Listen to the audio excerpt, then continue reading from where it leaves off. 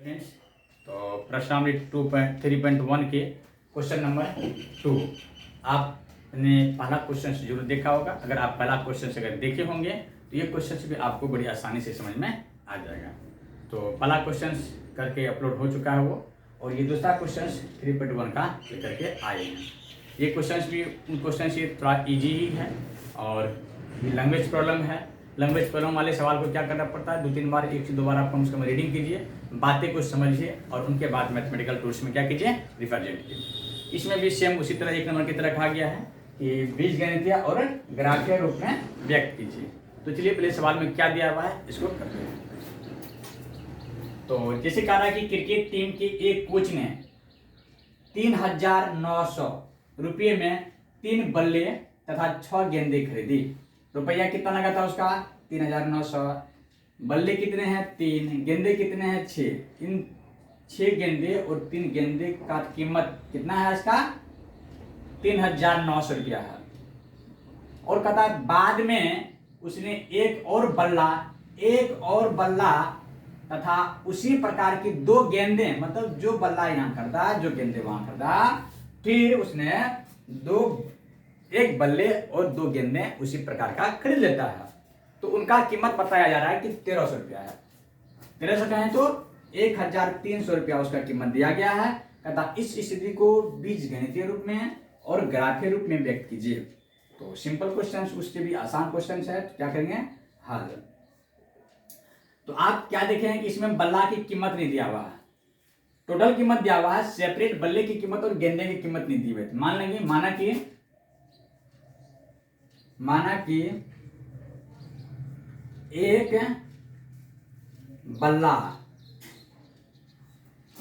एक बल्ला का मूल्य बराबर X रुपया है, और तथा एक गेंद का मूल्य बराबर क्या मानेंगे, ₹1 है। ठीक है ना। चलिए अब क्या कहता है, प्रश्न से लिखिए। प्रश्न से इसलिए लिखते हैं क्योंकि क्वेश्चन में कह रहा है चीज कि 3 बल्ले, क्योंकि एक बल्ले की कीमत मैंने कितना माना, X रुपया, तो 3 बल्ले की कीमत कितना हो जाएगा, 3X। एक गेंदे की कीमत कितनी माने मैंने, Y रुपया, तो 6 गेंदे की कीमत कितनी हो जाएगी, 6Y। अकॉर्डिंग टू क्वेश्चन से 3X plus 6Y equal to 300 इतना रुपीज होगा कि नहीं होगा बताइए। क्योंकि यही ना 3 बल्ले और 6 गेंदे की कीमत इतना रुपया है, तो बल्ला आपने जितना लिया और एक बल्ले की कीमत आप जितना माने उसको मल्टीप्लाई कर दीजिए। एक गेंद की कीमत जितना है, जितने गेंद खरीदे हैं उनको इससे मल्टीप्लाई करके दोनों को जोड़ दीजिएगा, सम कीजिएगा, तो आपको इतना बराबर आ जाएगा। This is A first equation आपका है, आपका फर्स्ट इक्वेशन प्राप्त हो चुका है। अगर चीजें को थोड़ा सा सिंप्लीफाई अगर करेंगे ना इसमें, तो देखिए 3 से पूरा का पूरा कट रहा है, 3 1 जा 3, 3 2 जा 6, और 13 3 जा 39 हो गया ना। देखिए एक्चुअली ये आपका क्या आ रहा है, देखिए X प्लस 2Y इक्वल 1300। देखिए आपका आ गया कि नहीं आ गया, चाहे सब आप इनको एक मानिए चाहे इनको मैं एक मानिए, बात एक ही होगा। लेकिन अगर इनके दूसरे पार्ट को अगर देखेगा ना, तो बड़ी खूबसूरत रिलेशन दोनों के बीच में बन जाएगा। ध्यान से देखिए। फिर देखिए क्या कहता, बाद में एक बल्ला और उसी प्रकार के 2 गेंदे हैं, तो एक बल्ला की कीमत X माने थे, और 2 गेंदे तो 2Y इक्वल टू कितना हो जाएगा, 1300। आपको समझ में आ गया होगा हम कौन अनोखा रिलेशन के बारे में बात कर रहे होंगे। देखिए 1 नंबर के क्वेश्चन में भी आपके बातें वही आ गया, और दूसरी क्वेश्चन में बातें आपको वही मिल गया। देख रहे हैं ना। तो ये 1 नंबर और 2 नंबर, एक बल्ले और 2 गेंदे, देखिए इन चीजों को हमने सिंप्लीफाई कर लिया, तो ये चीज आपको प्राप्त हो गया। और ये बाद में आपको वही चीजें को क्या कर दिया था, यहाँ पर मेंशन कर दिया था। तो आप समझ गए समीकरण 1 और समीकरण 2 डिक्टो सेम है। क्या है, एकदम सेम है समीकरण है। तो ये आपका फर्स्ट समीकरण हो गया, और ये आपका सेकंड समीकरण हो गया। तो बीजगणितीय रूप आप समझिए, बीजगणितीय रूप क्या होगा, बीज गणितीय रूप बराबर क्या हो जाएगा आपका एक्स, चलिए ये पूरा चीज लिख दिए 3x और प्लस 6y इक्वल टू 3900। दूसरा क्या हो जाएगा x plus 2y equal to 1300। This is a बीजगणितीय निरूपण this question of this question. आपको समझ में बात आ गया ना? आपको समझ के बाद अब इनका क्या करना है, ग्राफीय रूप में दिखाना है। सिंपल बात, ग्राफीय रूप दिखा दीजिए यहाँ पर, ग्राफ लिख दीजिए यहाँ पर, ग्राफीय रूप लिख दीजिए आप यहाँ पर। क्या बताए थे, देखिए अब अगर आप इनका पॉइंट अगर निकाल लेते हैं ना तो दोनों का पॉइंट एक ही चीज हो जाएगा। तो दोनों का हम एक से हम काम चला लेंगे, देखेंगे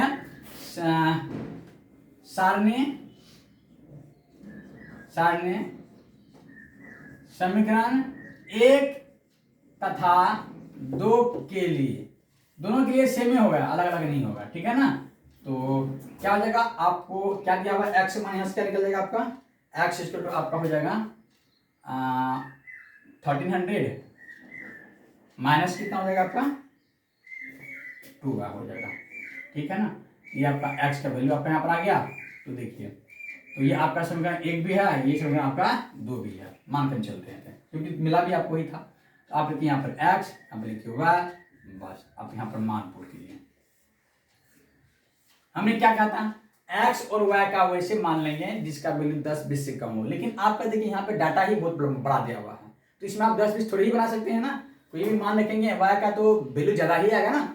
तो उस कंडीशन में ये दिमाग में रखेंगे कि 100 का डिफरेंस हो, 200 का डिफरेंस हो, 300 का डिफरेंस हो, डिफरेंस थोड़ा सा इक्वल होना चाहिए, ताकि हम जो ग्राफ पर जो मानेंगे ना, एक यूनिट बराबर 100 मान लेंगे, एक यूनिट बराबर 200-300 मान लेंगे, तो चीजों को दिखाना आसान हो जाएगा। इस तरह की अगर बातें आती है तो चलिए आप यहाँ पर एक्स मान अगर 0 रखेंगे, वाई का मान कितना हो जाएगा 650 हो जाएगा। ऐसा करते हैं, वाई का मान रखते हैं कितना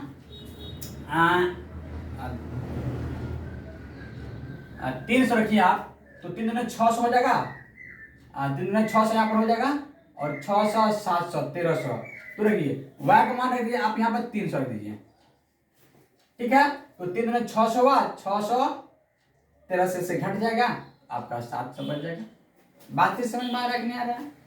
अब यहाँ पर अगर रख दीजिए 400, आप यहाँ रख दीजिए 400, अगर आप रखते हैं तो 4 दूनी 800, यहाँ पर 500 आपका आ जाएगा, एक्स का मान 8 5 13 हो जाएगा।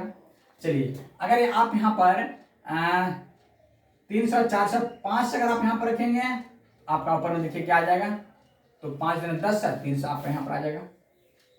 एम आई राइट अराउंड, देख लीजिए आपको, देखिए सभी चीजें आपका एक दोस्त यहाँ पर कितना आपका 700, यहाँ पर आपका 500 300 300 400 500, देखिए एक समान डिफरेंस लगभग मिल रहा है ना। तो अब इन चीजों को क्या करना है, प्लॉट पर दिखाना है। दिखाने के लिए बहुत ही सिंपल तरीके बताए थे आपको कि एक ग्राफ बनाना है। आपका ग्राफ इस तरह से होना चाहिए, ये एक्स वाई एक्सिस होती है और ये आपका एक्स एक्सिस होता है, और बीच में आपका 0 होता है, जो इसका नाम 0 0 होता है। यहाँ पर देखिए, मैं अब तो ऐसे हाथ से कर रहे हैं तो थोड़ा सा चीजें ऊपर नीचे हो जाएगी ना, लेकिन आप अगर ग्राफ पेपर पर करेंगे, ग्राफ पेपर जो होगा इस प्रकार से, देखिए ग्राफ पेपर आपको किताब में तो नहीं दिया हुआ है ना, किताब में, लेकिन इस तरह के ग्राफ पेपर होते हैं, ठीक है ना। ग्राफ पेपर आपको मिलता है मार्केट में 10 से 20 रुपये में आपको मिलेगा, आप उस पर चीजें को दिखा सकते हैं, ठीक है ना। तो चलिए क्या कहता है कि एक्स और वाई में, ये आपका एक्स एक्सिस ले लीजिए आप, ये आप वाई एक्सिस एक्स डेक्स हो जाएगा, ये वाई हो जाएगा, और ये वाई आपका डेक्स हो जाएगा। इधर पॉजिटिव होता है, तो ध्यान से देखिए हम इसमें क्या मान लेते हैं कि यहाँ पर आप स्केल लेना पड़ेगा आपका, SCALE स्केल। स्केल क्यों लिए, क्योंकि इसमें चीजें को दिखाना पड़ेगा ना, उतना बड़ा का 200-300 यूनिट थोड़ी दिखा पाएंगे आप। तो मान स्केल माना कि एक एकांक बराबर 100 मानते हैं। एक एकांक बराबर क्या मान लिया मैंने 100, इसका मतलब 5 अगर यूनिट लेंगे तो 500 हो गया, 6 तो 600, 700 यूनिट हो जाएगा। चलिए आप यहाँ पर 1 2 3 4 5 6 7 8 9, तो इसमें 900 आपका हो गया, क्योंकि एक एकांक बराबर माने हैं हम 100। 1 2 3 4 5 6 7 8 9 10, 1 2 3 4 5 6 7 ऐसे नेगेटिव मानने की जरूरत ही नहीं, आपको नेगेटिव तो यहाँ दिख भी नहीं रहा है, फिर भी ले लीजिए आप, चीज़ों को लगेगा देखने में। ठीक है, चलिए अब हम एक एकम बराबर कितना माने हैं 100।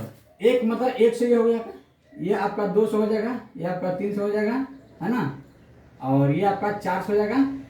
तो यहाँ पर 1 2 3 4 5 6 7 8 9 लिख लीजिए, और इसका मतलब 100 हुआ, इसका मतलब क्या लिखा हुआ है, एक एकम बराबर 100। ठीक है ना, तो ऊपर में आपका क्या हो जाएगा 1 2 3 4 5 6 7 8 9 10, इस प्रकार से ये जाएगा। ऊपर में भी 100 के काउंट में आएगा, चलिए 700 है तो y में कितना है 300, 700 आपका यहाँ पर आया, y में आपका 300, तो इसका मतलब हुआ कि ये ऐसे लाइने जाएगी और ये यहाँ पर ऐसे आपका यहाँ पर आएगा। ये बिंदु जो काट क्रॉस पॉइंट हुआ, ये 700 है तो 300 है आपका। ठीक है, दिखा दी इस पॉइंट को। अब चलिए 500 है तो 400 है, 500 आप देखिए कहाँ पर है, 500 और 400 ऐसे यहाँ पर कीजिए, ऐसे कीजिए, और 400 ऐसे आप कर सकते हैं।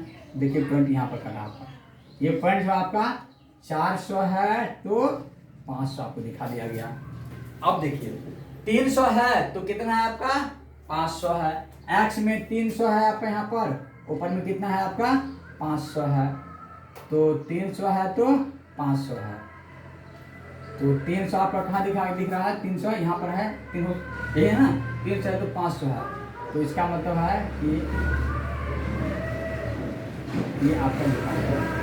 ठीक है ना, 500 है तो 300 है तो 500, x में आपका कितना है 300, y में कितना है आपका 500, यहाँ पर आपका चीजें आ गया।